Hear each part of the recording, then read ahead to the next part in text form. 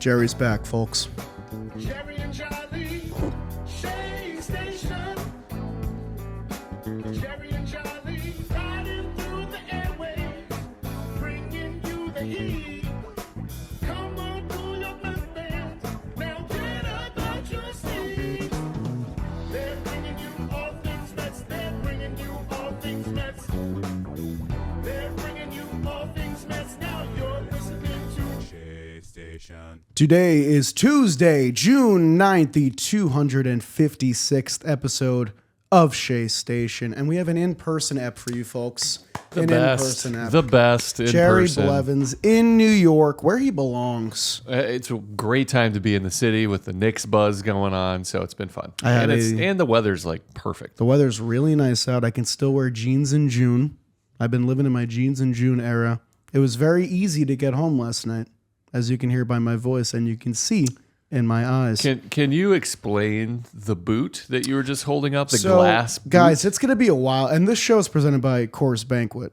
No, it's not. Coors Light. It's presented by Coors Light. That was testing you. Very good job. This boot right here, we had a long night. We're going to talk about the Mets eventually, I promise. The Ball Knowers won their softball league last night, and apparently this is the trophy for some reason. So we had a really fun time. We watched the Knicks after, had a little pizza party in the office. Congrats. I got home very late, came right back here to meet up with my good friend Jerry to talk about the New York Mets. Hopefully they'll do the same, do a little bit of winning, maybe bring home a trophy themselves, one step at a time. A hunk of metal or a chunk of glass. I think it's a chunk of thick glass. My theory is that it was sitting in someone's basement. They're like, yeah, make that the trophy because it's got splotches on it and stuff, but we didn't drink out of it. That's the only thing I was going to say. Don't drink out of that. I think so. Without a thorough wash, it's probably not safe. Our New York Mets had a nice little road trip, 3-3 against two teams they usually struggle against, especially on the road. They are done with West Coast time zones. It's over. The latest they play the rest of the year is when they go to Texas in September. I don't know who made the Mets schedule, but they had it out for them. I don't know why they were so mean to our New York Mets, but I think it was 4 West Coast trips through, early June. We had San Francisco in April, LA in April, LA again, Colorado, Arizona. I mean, it just never ended. It's finally over. Hopefully the Mets can get some normal sleep and sleep on a normal schedule here. But they did wrap up on a nice note, 3-3. Kind of a disappointing series at the beginning against Seattle. They cleaned up the final game. They went to San Diego. They faced a team that was reeling, not scoring a lot of runs. Probably could have swept that series, but we'll take 2 out of 3 any day. You just try and win those games on the road. Split on the road and win at home, as a wise man once said, that wise man being Jerry Blevins. How are you feeling about the Mets after this 3-3 road trip? They could have been 5-1 on this road trip. I know. Easily. But again, you split on the road. Seattle's a very good team. San Diego's in some trouble. Yeah. Their offense is worse than the Mets offense It as happened far as fast, too. Yeah. So I don't know what's going on there. But this team is fun to watch now. They have exciting young talent, the way they're playing. They've got good pitching. There's things to watch. In the beginning of the season, unwatchable. Yeah. Angering to watch. But now, it feels like they've got some fight. And this is, we talked about it before in the last episode. This is the month, man. This is a prove it month. This is some serious stuff. You're facing your division a lot. So this will be it. But they're a fun team to watch right now. I think that's the biggest sentiment. I was going to highlight it again if you didn't repeat it. But yeah, there's reasons to tune in. There was actually things to look for between Ewing and Benj, and now Christian Scott really feels like he's emerging. Sean Manaea kind of feels like he's found his footing at the major league level again. Jared Young, hashtag my first baseman. I don't know. Comment down below, but he's looked really, really good. And there were just nice games interspersed throughout this 6-game road trip. Luis Torrens had a really nice night. Bo Bichette had a 4-for-4 game. Freddy Peralta threw 6 innings. So there was a bunch of highlights along the way. But I think the capitalization of this past week, and honestly, past few weeks of baseball, has been the 3 young guys, Scott, Ewing, and Benj for me. It feels like they've really taken on the main identity for this team. Benj, obviously, being the biggest one, had a 5-hit game in the finale in San Diego. Is now back above a league average OPS plus over the past since May 1st, he's been one of the best players in baseball offensively, not even going into his defense. It looks like the organization was very right to kind of let him get his licks at the major league level. Don't demote him. Don't, shatter any confidence whatsoever. Let him figure it out because it's looked like he's fully figured it out. You retweeted one of Sal's tweets. I kind of had to. Understand, and we got on him on his show on BNNY last night. He dropped that fly ball. I think it was It was the Yankees. It was against the Yankees, and he was mad, and he tweeted out of anger, which you should never do. Right, you should never do that. But since then, I'm most impressed with his Carson Bench's ability to understand the game, to not get it. It would have been so easy for him to feel pressure in spring training, right? To feel pressure when he was struggling and the rest of the offense was struggling. But you've seen this demeanor of he just understands that baseball is a game of failure, and he's figuring it out. He was never down on himself when he had some miscues in the outfield. When he was struggling offensively, you never saw him move away from the trust that he has in himself, and it's starting to work itself out. Obviously, he's not 5 for 5 every night guy. Why not? But I guess there's a first Name one for guy everything. That is. I was gonna say. But he's shown me that he can handle the ebbs and flows, the wild ride that is a Major League Baseball season. We're only into beginning of June, Right. but he's already had like a full season worth of momentum swings, and he's kept his exact same demeanor. That's hard to do in playing in New York. And I've just been super impressed. Like the guy, he's an all-around 5-tool kind of player, and every aspect of his game has gotten better since he showed up. And that's a testament to him not letting the game speed him up. Yeah. I mean, for a 23-year-old, it's incredibly impressive. The first Mets rookie with 5 hits or more in a game since Pete Alonso, 2019. I remember that name. Only the third Met overall to do so as a rookie. There was Alex Ochoa. And Johnny Milner was in there too. And you loved watching those guys play. Big time. You were a really big fan. But yeah, Carson Bench really impressed in that series. Obviously, I think it's funny, the Sal tweet that you brought up, because I think in that same game, was that the game that Bench had like a walk-off hit at the end, or he had some kind of heroic moment like later in the same game? Knowing Sal, it was I know the probably next day they had the day game and he had the walk-off hit there, but it's just funny that I think like those games really encapsulate what has been so impressive about Bench, just the mentality and not being rattled, and the way that he's really blended and kind of become, I don't know, I don't want to say a team leader, but he's become a face of this team very early on because, like we said, there's not been a ton of things to watch for. He's definitely been one of those things. And what's a big thing that I didn't really put in the sheet or register before we started the show until just now? The Mets went 3-3 on a road trip against 2 playoff teams in 2 stadiums they never play well in. And in that 3-3 road trip, Juan Soto went 2 for 24. So they kind of got it done without the guy that's been almost single-handedly carrying them for 2 weeks. And I think that's pretty impressive. And it took a lot of kind of, not out of nowhere, but, welcome surprising performances along the way in these 6 games.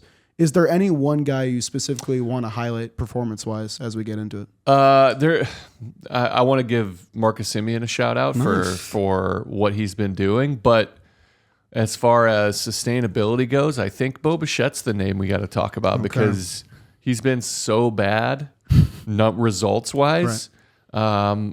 I told you that's the hill I'm going to die on because everything looks the same. You've planted your flag. All the analytics are pointing to it.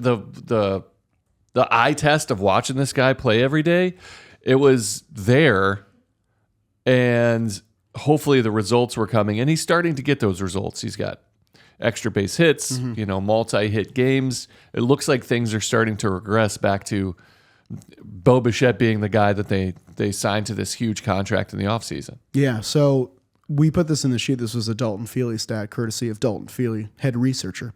It's been a pattern for Bo Bichette this year. He's had these stretches where he's looked like he's going to start to get those results. Like he said, like it all kind of looks similar at times. I feel like maybe this past week it looked like he was trying to walk less and just swing more, and that's not surprising considering Bo Bichette, but He had a hot 8-game stretch in April where he hit 364. Then he went 4 for 28 after.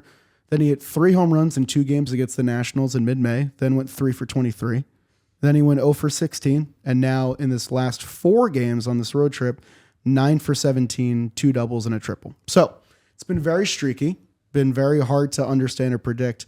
I will say Bo's had plenty of months in his career where he just kind of goes off and can hit 350 to 400 because everything's just clicking at the same time. Maybe June can be that month. And I think we've said it many times in the show, but this Mets team goes nowhere if Bo Bichette continues to just be a black hole. So I'm not rooting against the guy. I'm trying to temper my own expectations. I thought, honestly, with the sustainability comment, I thought you were going to lean more towards Marcus Semien, who has had put together, 2 nice weeks now where he's pulling fly balls a ton. Obviously, he had an error in Seattle that wasn't pretty, but other than that, he had a really nice stretch of baseball here. Back-to-back games with a home run in San Diego. Didn't let a little cold stretch in the middle of that rattle him at all. And it's been, since May 25th, we've got a 992 OPS, 5 home runs in 12 games. Not really the kind of thing I was expecting from Marcus Semien. Just I wanted him to put together, stat good games. But the power is really starting to come through. That's pretty nice to see. I think it's just that is who he is. He's not going to hit 40. I don't think it's in the cards anymore. I don't think so. He's not that far removed from it, 20 though. would be cool. He's hit 20. Like last year was his only year he didn't hit 20. Is that correct? Yeah, he had outside of 2020, 5 straight seasons. Yeah, and he's very runs. capable of doing that. Yeah. And he when they traded for him, he was slotted in to bat 7th. Yeah. So he's been that guy. He's capable of these things. He's going to put together weeks like this throughout the season, but you're going to get reliable second base defense, and you're going to have a guy that can do some damage if he gets some mistakes. His swing looks the same. It's like Bo Bichette. His swing looks the same. His approach is the same. He's a professional. He's been doing this a long time, so he knows how to handle a season. It's just been a glaring sore spot, especially I've seen the way you've reacted to a lot of it. I can't make my mind up on it's him, because honestly. it's because of all the rest of the lineup is bad. Then you see how his at bats go, and you're like, man, we need something. And he's not that kind of Carson Binge spark plug, but he's a pro, man, and I love his style of game, and I respect what he is because he is exactly who they thought he was going to be. Yeah, I think, and it's something we said about Luis Robert at the beginning of the year too, of like, imagine how good this guy can be when he's hitting 8th instead of 4th, and then 2 weeks into the season he was hitting 4th every day. So I definitely understand that point of it. The more surprising thing is that he's doing it all slug. Like his last 12 games, he has a 651 slug. Like he's not even walking that much. That's a tough thing to continue on, but Yeah. the fact that he's finding barrels is the key for me. So I guess let us know in the comments down below which side of the middle infield you think will keep this hot streak going. And you can say both. I would love it for it to be both. Before we go on with today's episode of Shea Station, I want to thank Coors Light for sponsoring us here today. If you've ever been to a baseball game, you know that there are 2 kinds of beer, cold beer and a mistake. And I have made some lengths to avoid that mistake. Anytime I make my way to a ballpark, I make sure a cold beer is always in hand, because warm beer at first pitch, that's a loss before the leadoff hitter is even in the batter's box. Coors Light gets it. They've built the whole thing around cold. Cold lagered, cold filtered, cold packaged. Every step, they're not playing around. And the mountains turn blue when your Coors Light is as cold as the Rockies.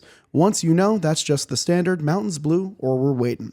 Whether it's a home watch party, a trip out to Citi Field, or just surviving a tough loss with the crew, there's been less of those lately, which has been nice, less needs for the Coors Light. Coors Light is mountain cold refreshment. Light, crisp, exactly the situation calls for. Taste true mountain cold refreshment. Crack open a Coors Light. Get it delivered right to your door at CoorsLight.com/Shea. That's CoorsLight.com/SHEA, or find it pretty much anywhere that sells beer. Coors Brewing Company, Golden, Colorado beer. Celebrate responsibly. In terms of the other side of the baseball, plenty of good pitching performances this week, some cleaner than others.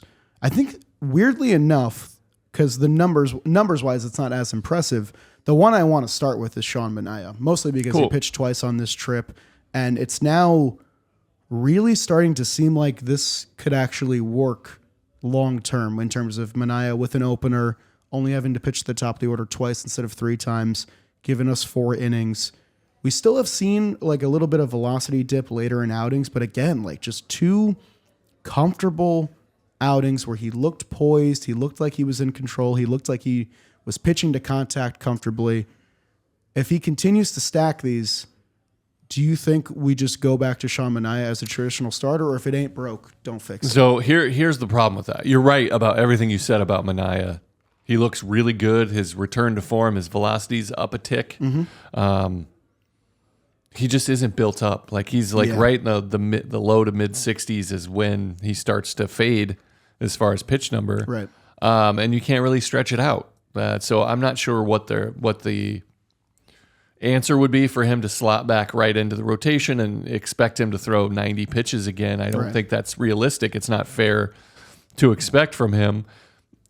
But he is a very effective big league pitcher right now. You give him an opener, you let him maybe stretch from 60 to 70 in the future, throw a little side maybe. They've needed him between starts too, possibly. So it's kind of been an all hands on deck. But he's pitched his way back into the conversation of a guy that's a steady piece of a rotation, whether it's as a bulk guy or if he slots back into that. But 4 or 4 innings right now feels like the limit that I would push him. If the score's a little bit different and they have a bit of a lead and you can try to push that a little bit, that would be a good time. But as far as where he's at compared to where he was to start the year, it's a completely different feeling out there. You have that confidence in him. You can see the confidence he has in himself. That sinker he's throwing really well in the zone, getting a lot of awkward swings even when it's hard of the plate. I'm impressed with him, and it's really it's a relief to be able to cheer for him. Yes. Like, again, it's not going to be, he's getting paid this big salary. It's not going to be frontline ace starter. But if you can just get him to be effective and to be a part of this team again, I think you take that as a win at this point. Because, again, it's not our money. It's just you want this guy to be succeeding on the Mets because, again, very easy to root for. On the other side of that, one pitcher who did not pitch on this road trip at all, has not pitched since May 31st, David Peterson, has faded to the background a little bit. Curious to see if they've basically just flip-flopped at this point, if David Peterson has now fallen into Sean Manaea's role where they don't really know how to deploy him. The last time he pitched was a 10-1 game where he got a 4-inning save. So I'm really interested to see how they deploy him on this homestand, because I have to imagine in 1 or 2 of these games he's going to get some sort of bulk work to relieve the bullpen a little bit. Speaking of the bullpen, while we're on the topic of it, Luke Weaver, don't look now. I think he hasn't given up a run since like early May or something like that. I'm not going to say it. All Don't right, do that. Should I have not said it? Well, I mean, most people don't love. believe in the jinx, but my jinx is strong. having donned the uniform before, Yeah, that's fair. there was talk about in the pre and post game. I'm like, don't make me. Will not You say really, that. You really can. Yeah. I will not say those things. Yeah. Somebody, we were like, hey, can we get a Weaver interview talking to Steve Gelbs? I'm like, don't make him ask like about a streak. Yeah. Guys don't want to hear it. Right. Weaver's a unique character, but he's been incredible to watch. The back of the bullpen, Devin Williams too. He had a bad hiccup in Miami. Not all his fault in a sense, but it is what it is. But he's been stellar in save situations. Between having the lockdown back end of the bullpen between Weaver and Williams is, if they're going to go anywhere, it's because they have, there's a bunch of reasons, but because they can shut it down in a 1-run game after 7 innings, that's impressive. Yeah, there were some by the way, before we move on, 17 innings, no earned runs, 19 strikeouts since the beginning of May for Luke Weaver. He's been absolutely shut down. Looked really just like throwing fastballs at people down the zone. Throwing 97. Really fun to when you watch. have that changeup and his fastball like sits at the bottom of the zone, like he can dot it down. Yeah. And then throwing that changeup off of it, like deadly combo. Really fun to watch when he's got really good stuff, but watching when he's locked in like he is, his ability to hit a spot is impressive. That's like a guy that used to be a starter, obviously, that knows when he's locked in what he's capable of doing. It's not just stuff. A lot of guys it's fun watching Mason Miller stuff people. Yeah. That's That's an interesting sentence I put together there. A little bit. Yeah, I wasn't but, going to say it. I'm a professional here, Jerry. I don't know about you. I saw those eyebrows go up. But he's spectacular. He's my favorite pitcher to watch.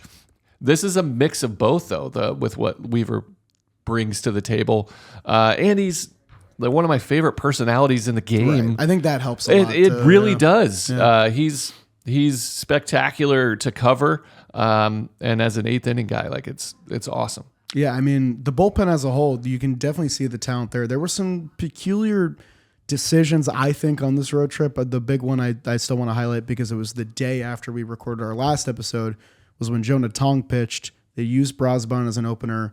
They let him try and go 2, and then Tong ended up coming in traffic and faced the top of the order anyway. I feel like they kind of set him up for failure in that outing. Not that he pitched particularly well either, and he, of course, got optioned after that game. The other one for me was in Game 2 against the Padres. Austin Warren, who has looked great, and I'm down for him to get these high leverage opportunities because he's a guy I trust. They tried to stretch him out for a second inning. Didn't really give him. I thought someone replied to me in a tweet that I thought was a very good point. He tried to make a PFP play, fell on his wrist. A mound visit might have been good because right after that first pitch homer to Freddy Fermin, that ended up being the entire game in Game 2. Other than that, the bullpen, not an issue on this trip whatsoever, and it's really starting to come together as a unit between Brosban, between Raley, who had the hiccup in Seattle, bounced back in San Diego. There's plenty of pieces here. It's deep. AJ Minter is now up to 5 1/3 innings, no earned runs. Like this, you can be concerned with a lot of things with the Mets, specifically the offense. The bullpen looks as secure as it's been in a very long time. They've got depth. They have guys that are healthy. Brosban probably a little bit overused lately, so, and you could the see theme it with him. I Yeah, guess. he goes through the phases. He's nasty, so sometimes he loses the feel for the strike zone. It feels like that might be close, but again, he's throwing a 0 up. Hard to complain. And then Austin Warren, I agree with you. That was a questionable time for him to pitch. He's been arguably the best reliever as far as numbers goes, but it's a different leverage situation. He did everything. He got the out. Like it was a swinging bunt. He went to cover. That was a do Would or have been the third out of the it was a inning, do or die play. And then the very next pitch, again, it wasn't a bad pitch to Freddy Fermin, who was just sitting on who it, was the hero the next day as well. It was a sinker up and in. He just ambushed it. That happens. It happens. It happens in baseball. That was the surprise, but he's been great, so I'm not upset with it. Sometimes I feel like Mets fans will exaggerate the bench player coming up and becoming a beast when we come to town. This was like one of the greatest case examples ever. Going into the series, Freddy Fermin was hitting 126 with a 165 slug, and he's now homered in 3 straight games. He homered again against Cincinnati last night. Oh, see, so 3 it's not, games, 3 homers. Yeah, they got him locked in. I think we just unlocked Freddy Fermin. So if you're a Padres fan listening, you are very much welcome. Speaking of catchers, Luis Torrens had a nice homer, first homer of the year to dead center in San Diego in Game 1 there. Game 1, which was won by Christian Scott. 2 starts in a row, 2 wins after chasing that first win for a while. Didn't quite get that 6th inning there, but 5 2/3, no earned runs, 3 strikeouts. He extended his Mets franchise record by allowing 4 runs or fewer for his 17th consecutive start, which I did not know was a thing. Shout out Dalton Feely. But Christian Scott looking more and more comfortable every outing. I think he knows that his spot in the rotation is very much secure at this point. I think he knows that this team really needs him right now with no Clay Holmes and no David Peterson, no Jonah Tong. This, I think, was maybe the most impressed I've been with him in a while because he didn't punch a lot of tickets in this outing, was playing to contact a lot, and looked really good doing so. Very impressive. I've been a huge fan of his, especially since spring training, like seeing, the fire that he wants to contribute. He's got a chip on his shoulder for sure. He does. Yeah. He's got an edge to him, and I love that. I'm a huge fan. Him and Nolan McLean pitched very similarly. They pitched great. It had a great result, both deserving of a win, but neither one of them had their best stuff. Right. They were both fighting it, figuring it out. The breaking balls weren't there for either guy. Strikes weren't there, but the competitive edge and their stuff is really good. They were able to get it done. That shows me who you are when you don't have your A stuff, when you don't even really have your A location. You have your B stuff and your B location to be able to go 5 2/3 and then Nolan McLean 6 innings and 1 run shows me everything who you are character-wise. Grit, you got that dog in you. You got the ability to fight through it because you're going to be like that more often than you're not in the big leagues. It's a long season. Very impressed by Christian Scott and Nolan McLean. Yeah, McLean's outing in game 2 definitely didn't have his best stuff. Kind of reminiscent of that start against the Tigers where he finished 7 innings, but really none of it felt super comfortable. There was a lot of loud contact in that outing. But, I mean, it's a results-based industry, and 2 good starts helped the Mets have a chance to win some games there. And then they went opener in the last game. Sean and I had the bulk outing there, so we've sung a lot of praises for the pitching. It was a good week of pitching. The offense kind of did enough and had some unsung heroes. And again, doing it without needing Juan Soto to homer every game, I think is just a huge, huge thing. Before we continue on with today's episode of Shea Station, I want to thank the Fanatics Sportsbook for sponsoring us here yet again. When the batter steps up to the plate this baseball season, Fanatics Sportsbook is helping every pitch hit different. One of the best parts about Fanatics Sportsbook is FanCash, and every customer can get up to 10% back on their bets, win or lose. FanCash is the ultimate currency of the sport. Use it to unlock profit boosts, place more bets, or cash it in for merch, collectibles, exclusive experiences, and more. More rewards means more reasons to stay in the game. And new this season, the long ball jackpot. Bet $5 on the game's longest home run, track it live, and compete for a piece of a $50,000 FanCash jackpot. Make every bet count at Fanatics Sportsbook. From the first pitch to the final out, come see why winning hits different here. Must be 21 and over. Gambling problem? Call 1-800-GAMBLER. CT? Call 888-789-7777. MA? Call 800-327-5050. New York? Call 8778-HOPE-NY.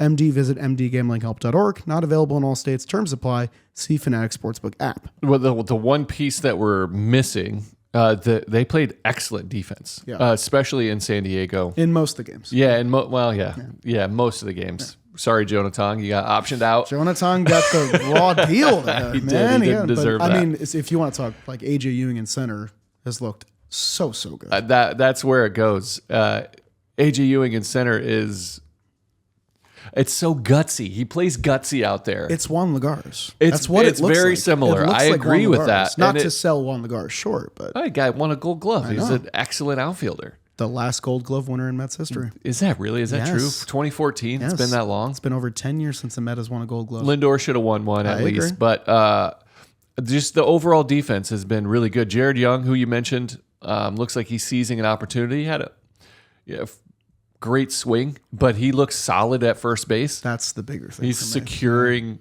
defensively down there. Bichette's played a really good shortstop.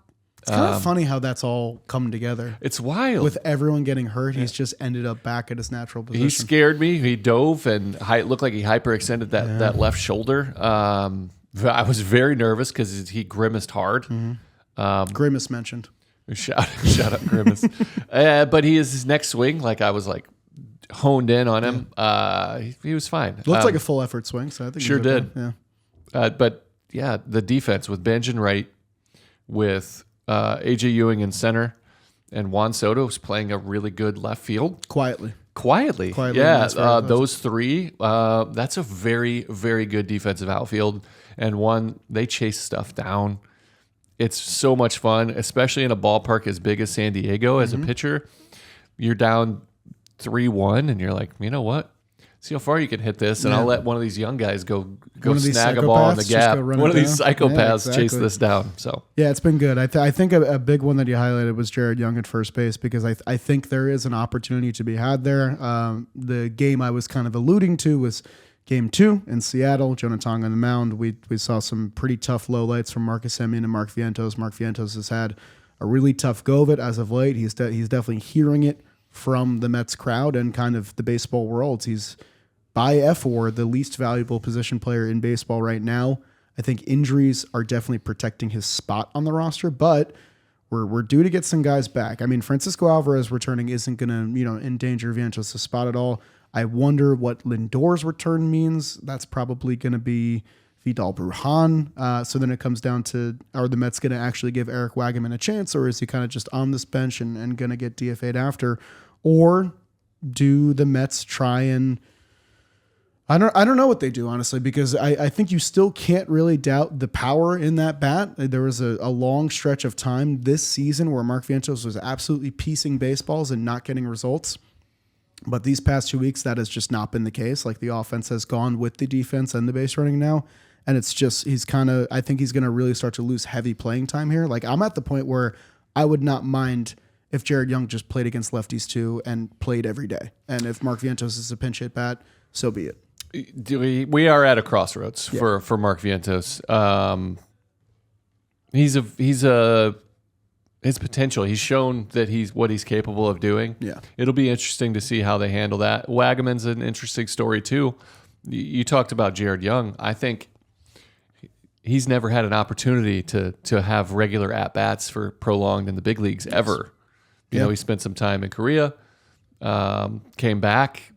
He looks the part, man. You know, Brett Beatty and Mark Vientos have each had lots of opportunity to sustain, and Francisco Alvarez for that matter. Those three guys, all three of them together. Yeah. Those three guys, you know, apart from injury to Alvarez, they've shown flashes or even longer stretches of like what Brett Beatty did at the end last year For the last 4 months. He was incredible. Player, yeah. But one of those three or two of those three guys have to grab that spot, and they haven't really done that. Vientos is valuable regardless. You know, if the Mets decide that he's not the guy, that's an easy trade piece. There's a lot of teams that would love to give him the opportunity to figure it out. Mm-hmm. The potential of that right-handed bat, there's nothing out there. Yeah. So I'm interested to see what they do. I'm glad I don't have to make that decision. I like what he's capable of doing. When he's locked in, it's really fun to watch. He's just scuffling right now. He's going through it. Yeah, I mean, the comp I use to try and spin some positivity in my head is what Miguel Vargas is doing with the White Sox right now. When he came from the Dodgers to the White Sox, in 157 play appearances, he hit 104 with a 170 slug and was a -1 WAR overall.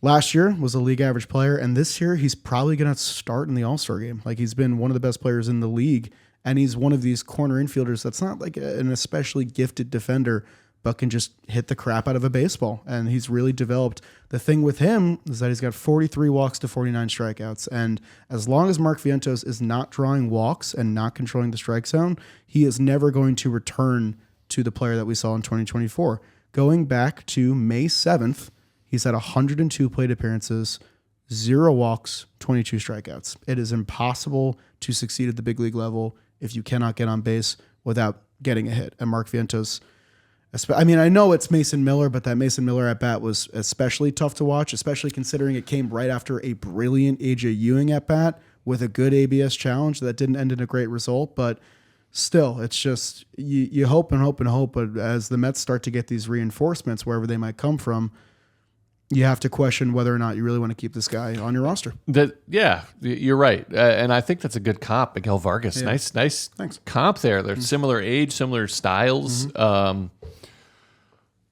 That was a tough at bat, but again, right on right versus Mason AJ Ewing and Mason Miller. Who but he that's did kind score of a runoff. I know. That's wild. They knocked him out. He Yeah. hadn't pitched in 10 days or something. We but take those. We take those. yes, We take but those. it's when he looks lost at the plate, like in between. He looks indecisive, like he's chasing. It's so easy for us to talk about it here because it's hitting a slider at 87 from Mason Miller. How hard could it be? Yeah, how hard could it be? He's not the only one that's looked that bad, but it's when it looks like he's guessing and he misses a ball by like 3 feet. That's tough to watch, and it's hard to, as a fan, you're seeing that going, we can't get anyone else to try to do that. Right. That's pretty tough. His potential, it's time for him to step up.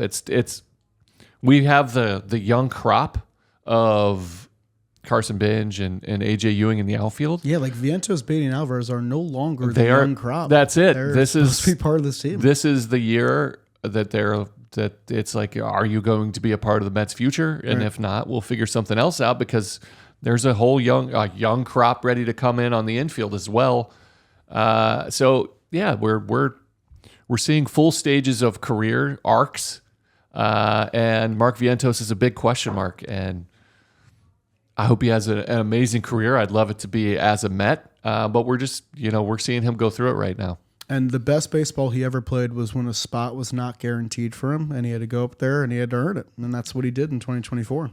So, and he handled a lot of the ups and downs. He hit a walk-off homer and then got optioned down and then came back. Like, that was wild. So it's in there. Will it come back in time for him to have the steady at-bats? We'll see. We'll see. What do you, I don't want to put you on the spot. Sure, put me on the spot. What would you do with him there? Like, are you playing Jared Young against lefties? So I'm playing Jared Young the way he plays now, and I'm seeing what we have in Eric Wagman. I'd like to get him a start or two against a left-handed pitcher this week, because we started him one time and he hit a home run. So, I mean, I'd like to just see him get another game. He hasn't played since that home run. You're not getting anything from Mark right now, and if you have something there, the Mets are at a point in time where they're 7 games under 500, and they just need to play whatever players are playing well. So at this point in time, it is like I said with the pitching, even though it wasn't clean, it's a results-based industry. So if it's Jared Young, it's Jared Young, because, again, he had really nice at-bats in San Diego. The 3-2 home run in Game 1 was really nice. That was a good at-bat against Michael King, a really good pitcher. And if he's the best first baseman, which it currently looks like he is, the Mets have had a rotating, revolving door of first baseman in void of Pete Alonso. Give this team some consistency. You figured out the outfield. A.J. Ewing, I think, is here to stay, even if he's not hitting. His defense is too good to send down. You've kind of figured out the middle infield with Semien and Bichette playing better baseball as of late. You need to figure out your corner infield and get a static lineup going every day. We've seen less chaotic lineups as of late, which has been nice. It kind of feels like you can start to predict where everyone's going to hit. Getting guys in positions and giving them everyday reps, especially if they're performing, is top priority for me. And right now, that's Jared Young, but I'd like to give a look to Eric Wagman if I can swing it.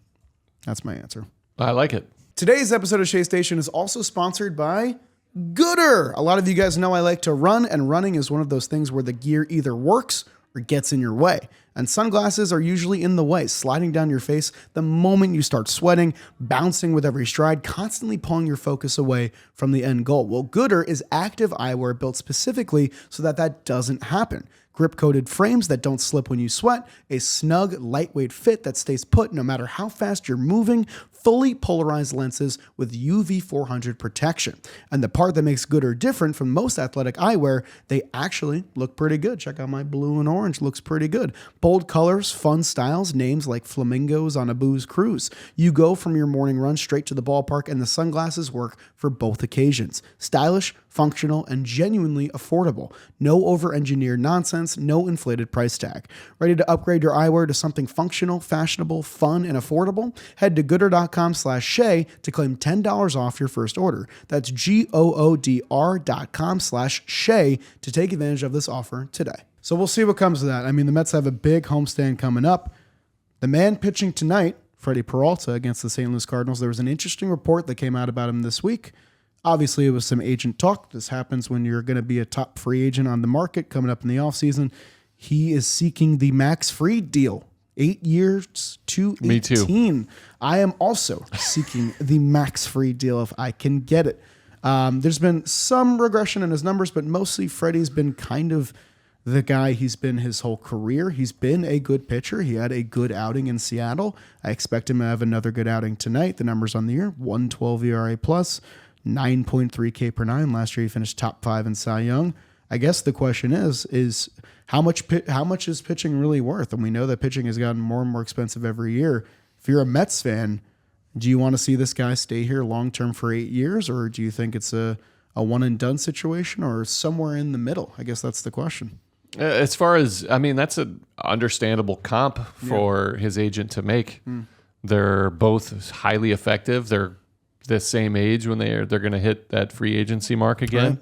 Right. I think, Max Fried has shown a little more dominance. A little more length in outings too. I think. And but he's a great pitcher, Freddy Peralta. We haven't even seen his best yet. Yeah. He hasn't had a breaking ball basically all season to go along with his fastball. It's been wild to see that. And he's still, got what, like a 3.8 3.6. Yeah. Like he's pitching really well.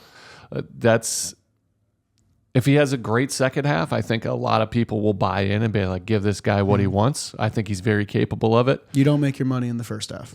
Yeah, that's exactly right. Last year in August, I'll give you this to help out your case a little bit. For the Brewers in August last year, 28 innings, 1 earned run, a 0.32 ERA and 5 starts. So you never know. Summer Freddy might come. That's pretty impressive stuff. It'll be interesting to see a big outing for him tonight. A man who will not be playing in the summer for the Mets, or maybe at all this year. We got more bad news on Jorge Polanco. It looks like 2 major pieces of this Mets offseason are just not really going to play for the team this year between him and Luis Robert. The rehab assignment, we saw a home run. We saw some really good swings, and all of a sudden, the Achilles bursitis has flared up, and he has been shut down. It's a scary thing because that's not really a thing that can be solved without surgery. And that surgery timetable is about 8 to 12 weeks, which would mean 2 months of shutdown and then a ramp up. And who knows if you even get him back after the ramp up. It looks like year one of Jorge Polanco is not really going to be a huge success in New York, which is, I guess, kind of good news for Mark Vientos because that would be a potential spot for him to lose there. Just kind of tough because, like I said, I think a couple episodes ago, watching those 2025 playoff highlights and seeing what he did for the Mariners down the stretch, that would be a really nice bat to have in this lineup right now. Yeah, that's unfortunate, man. I hope he's doing all right emotionally. That's tough. Mets fans are frustrated because he's had an injury history before you signed him. This was very much in the cards moving forward. But again, it does leave an open spot for prolonged exposure. So if Vientos wants this, it feels like Lindor's on the doorstep of returning. He was It at the feels Knicks game last night. Yeah, Looked healthy. He did, of course. But you've got a couple of weeks. Bichette will slide back over to third base, and then it'll be, where does Beatty go? where does Beatty go? Is it Beatty, Young, Vientos, and Wagaman trying to figure it out For first baseman. Yeah, that's so it's somebody has to take the job. I hope one of these guys at least starts to shine and say, I'm not going anywhere. So we'll see. But this is you talk about opportunity and what it takes and are you ready? That's what it's all about to make it into the big leagues and to stay. These are the opportunities. It's unfortunate for Jorge Polanco, but this could make someone else's career trajectory change completely. And so, you hope you see a guy seize that opportunity. Ryan Clifford, 14 home runs at AAA. I don't know. He's striking out a lot still. Maybe leave him down there. But we will see what comes of that. We've got a big homestand coming up. The St. Louis Cardinals are coming to town. One of the surprise stories of the year. They're 7 games over 500. They had a little bit of a skid, lost a couple series, and then bang, they just swept the Cincinnati Reds. So now they've won 4 in a row. So you're getting them on a little bit of a hot streak here. We got Freddy Peralta going tonight against Hunter Dobbins, Red Sox legend. Christian Scott goes against Andre Palante, and then Nolan McLean. Apparently, Fangraphs thinks Hunter Dobbins is pitching twice. So I don't know who's pitching the finale. I apologize for that. But the big one, the Atlanta Braves, our first matchup with them this year. They've basically never lost a game this year. That's what it feels like. They've got all the magic going right now. Even old friend Dom Smith looks like he's going to be an all-star for the first time in his career, which makes me very happy. I would just rather him wear literally any other uniform doing it, but that's besides the point. They've got a hell of a team this year. They have somehow weathered their pitching injury storm, and they're very much in first place, looking like a National League favorite. It's going to be Sean Manaea versus Spencer Strider. Manaea will probably get an opener in that. David Peterson against Bryce Elder is slated for Saturday. I wonder what the Mets do there. And then Freddy Peralta gets the Sunday matinee against Grant Holmes. We've said it a million times. We will say it again. June is the test. This is a massive test, especially home series against the Cardinals. That's kind of one you need because you need to start leapfrogging these teams if you're going to get back into any sort of conversation about the wild card. Cardinals are for real. Yeah. It looks like it's going to be Dustin May, Andre Palante. Thank you very much. And then Hunter Dobbins. Pick me up, Jared. Yeah, well, we do. That's what we do around here. They're the real deal, man. Yeah. And are they the biggest surprise as far as positive in baseball, so. especially in the National League? Yeah. I mean, like you can spin it as the Diamondbacks, maybe, but they were good. Honestly, Braves in a way of like, we knew they'd be back, but not like this much because Yeah. they lost. Especially the way that they did it with. We thought their starting rotation was going to be Thought that would hold limited. them back, and Yeah, it didn't it's happen at not. all. So you're facing two of the most momentum-based surprise teams in baseball on the same homestand. Yeah, essentially. and as good as Carson Bench has been, JJ Weatherholt's been better. Yeah. He's been their rookie shining bright from the jump. I think he's their highest WAR player. I think it is cool that they're kind of the race, though. Second It's- highest WAR. yeah. Yeah. It's kind of these two guys. It really is. It's coming down to it. Weatherholt playing second base is awesome to watch. Jordan Walker's coming into his own. Yeah.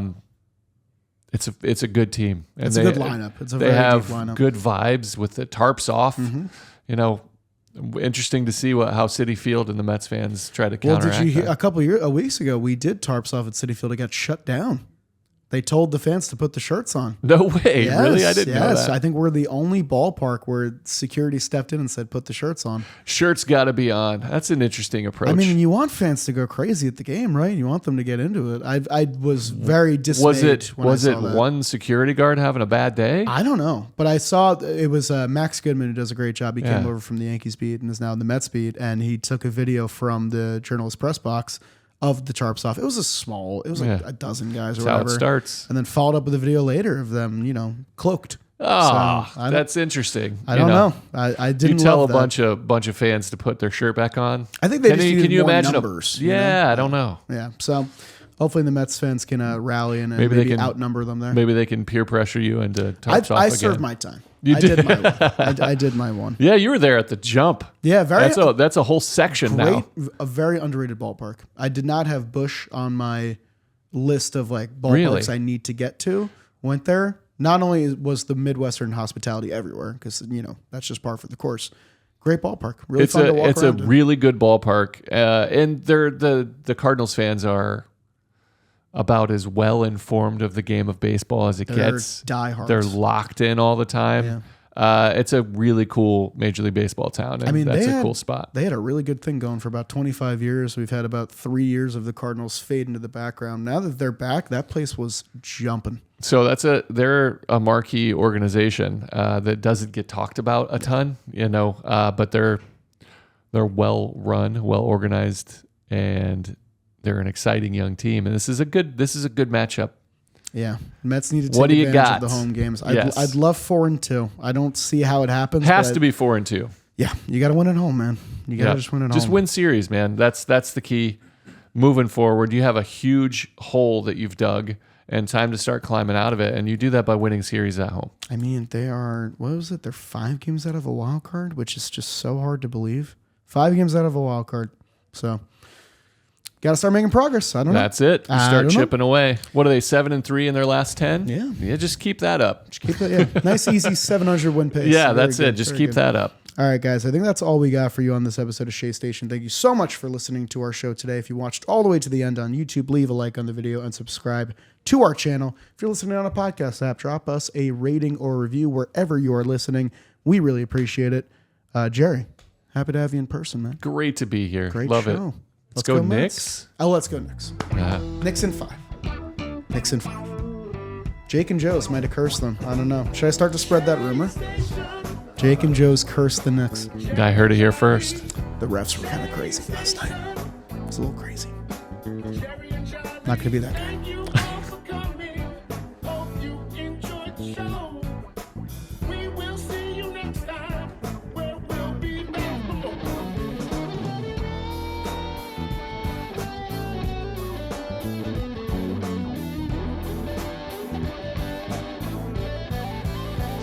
Station.